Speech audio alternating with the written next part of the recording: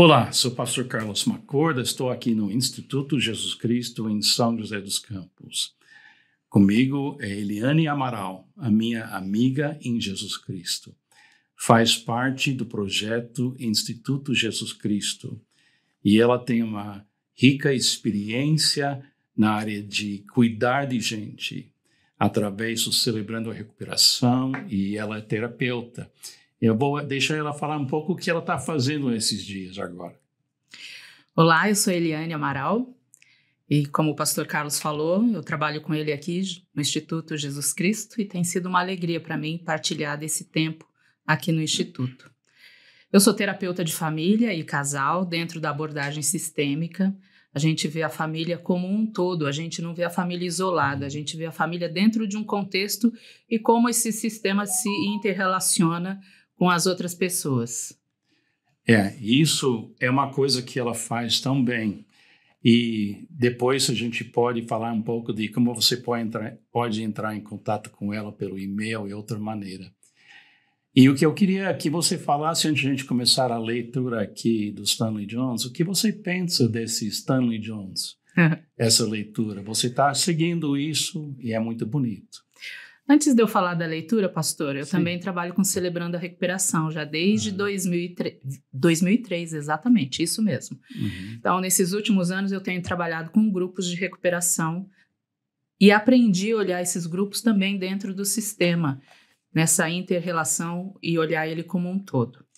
Esse livro, particularmente, O Caminho, de Stanley Jones, ele tem me surpreendido. São devocionais curtas, simples, mas com um conteúdo muito profundo e tão atual.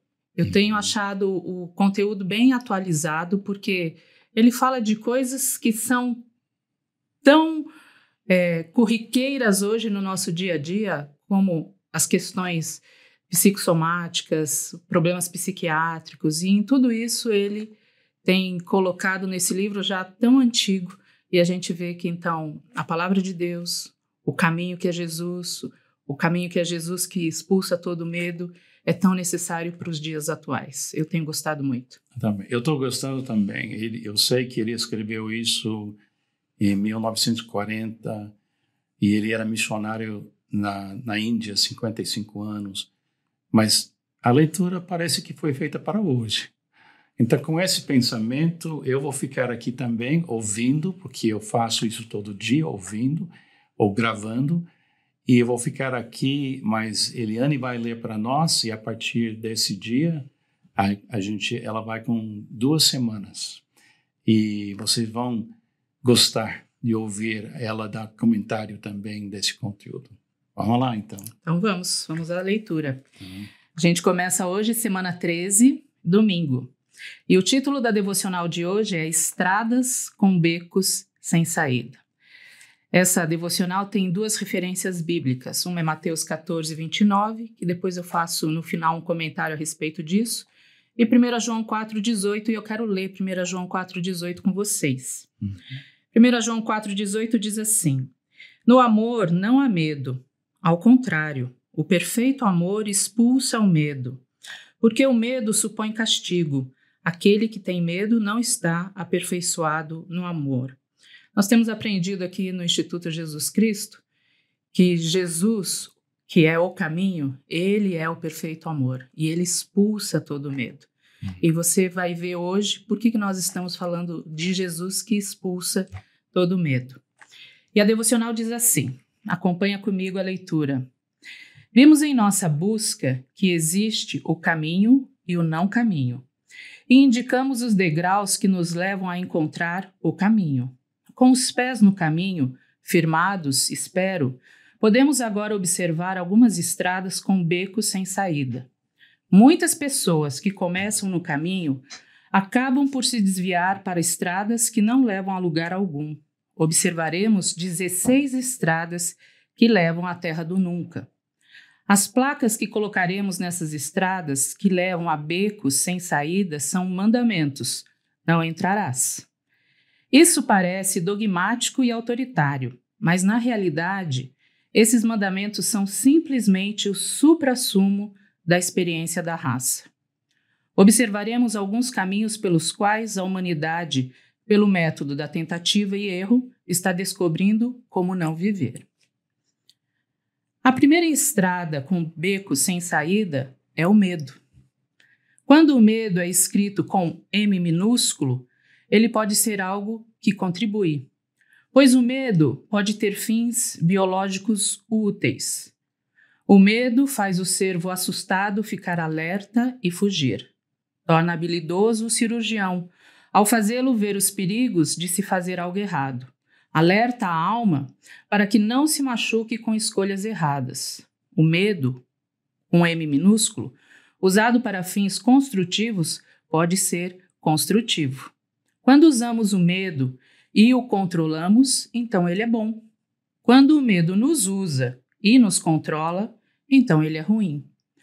Quando o medo se torna medo, com M maiúsculo, então ele se torna nosso mestre e nos conduz a estradas com becos sem saída. Então o medo se torna temível. O medo tem 3 coisas contra si. Primeiro, o medo produz doenças. Segundo, o medo paralisa esforços. Terceiro, o medo é inútil quando nos controla. Se essas 3 coisas forem verdadeiras, então vencer o medo é uma das primeiras vitórias da vida. Sem tal vitória, mancaremos pelo resto da vida. Perguntei a um médico: o medo é o nosso inimigo número 1? Não, ele é o inimigo número 1,5, respondeu ele. Se é o inimigo número 1, então devemos enfrentá-lo antes de tudo e tirá-lo do caminho, para que possamos andar no caminho, com a cabeça erguida e o coração liberto e sem medo. As primeiras palavras do Evangelho foram as do anjo: não tema, Mateus 1:20. As primeiras palavras de Jesus após a ressurreição foram: não tenham medo, Mateus 28:10. Entre as primeiras e as últimas palavras, o constante esforço de Jesus se concentrou em libertar as pessoas do medo. Temos de aprender o segredo de Jesus. A oração que Stanley Jones faz aqui, ele diz assim: ó Cristo, como foste destemido nesta vida, e ainda assim tua coragem não se abalou. Ela foi calma, segura e livre. Dá-me essa coragem. Eu também enfrentaria a vida com calma e segurança. Amém.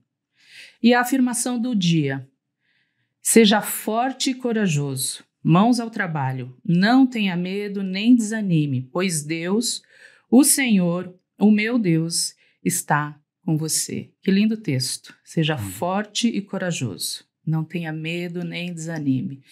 Jesus, o verdadeiro amor, ele expulsa todo o medo. Linda essa devocional. Muito. O que você mais marcou? Interessante que o medo, ele é um desejo sufocante dentro das pessoas. Alguns autores definem o medo como um desejo sufocante intenso de fugir ou de reagir como se você estivesse diante de uma ameaça iminente. Então, quando nós temos uma ameaça, o nosso corpo se prepara para fugir, para se esconder daquele perigo real que existe. Esse é o medo com M minúsculo, que Stanley Jones ele relata na devocional de hoje. Então, se existe, por exemplo, um animal peçonhento aqui que vai me atacar, então eu reajo a essa ameaça, eu fujo dessa ameaça, eu me escondo dessa ameaça, eu tenho medo disso, então eu fujo. Esse medo é bom, ele é construtivo, ele nos ajuda a nos autopreservarmos, isso foi dado por Deus para nós. O problema é quando o medo então passa a essas 3 coisas que ele cita na devocional de hoje. Ele passa a produzir doenças, ele paralisa esforços e ele é inútil quando ele nos controla. Então esse desejo sufocante, ele pode se tornar um medo que a gente chama de disfuncional, quando existe de fato uma ameaça e eu reajo de forma desproporcional a essa ameaça. Então, existe um perigo, mas ele nem é tão grande assim, para eu deixar ele me dominar. E muitas vezes isso acontece a nível dos nossos pensamentos. Nós permitimos que dúvidas e pensamentos que começam com: será mesmo que Deus é capaz de cuidar da minha vida? Será mesmo que Deus tem o controle de todas as coisas? E nós alimentamos esses pensamentos, então o M passa a ser, do medo passa a ser com letra maiúscula, e ele passa então a ser desproporcional. E tem o medo que é completamente irracional. Não existe perigo nenhum, mas eu acho que eu estou diante de um perigo. Então ele me paralisa e eu torno, de fato, a minha vida se torna inútil. Eu passo então a duvidar do caráter de Deus. Para mim, Eliane, uma definição de medo é eu duvidar do caráter de Deus. Quando eu duvido que ele pode fazer aquilo que ele diz que ele pode fazer. Então, lendo essa devocional de hoje, e uma das referências bíblicas aqui é Mateus, e um texto que é bem conhecido, eu queria ler esse texto para vocês. Mateus 14, 29, diz assim: venha, disse Jesus. Então Pedro saiu do barco, andou sobre as águas e foi na direção de Jesus. Mas quando reparou no vento, ficou com medo e, começando a afundar, gritou: Senhor, salva-me! Imediatamente Jesus estendeu a mão e o segurou e disse: Homem de pequena fé, por que você duvidou? É exatamente isso. O que Pedro viveu é que ele sentiu o vento batendo no seu rosto. Ele olhou as circunstâncias e ele então tirou os olhos de Jesus. Os meus olhos, os seus olhos precisam estar focados em Jesus diariamente, porque Jesus, o verdadeiro amor, ele expulsa todo o medo. O medo que você tem de perder o controle, o medo que você tem de achar que a vida vai dar algum basta em você, que você vai perder seus entes queridos, ou o medo da morte, seja lá qual for. Eu não sei qual é o medo que você enfrenta, qual a sua área, mas eu convido você, no dia de hoje, eu convido você a entregar o seu medo para Jesus, que expulsa todo medo. E lembrar de ser forte e corajoso. Não temas. A palavra de Jesus para nós hoje é: não temas. Deus abençoe vocês. Amém, Eliane. Quero falar para você que seu sotaque em português é muito melhor que o meu. Né? Então, eu gosto de ouvir o senhor. E o pessoal que me ouve cada manhã dá um medo de não compreender. Mas a maneira que você fez essa leitura tocou profundamente no meu coração. Eu tenho batalhado com medo durante a minha vida e eu sei que todas as pessoas têm isso. Então, obrigado por participar nesse início do Instituto Jesus Cristo.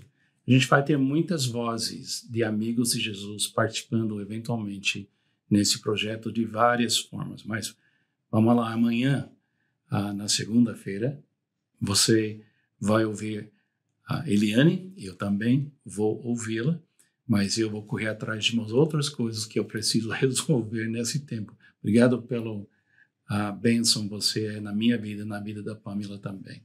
Que Deus te abençoe. Amém.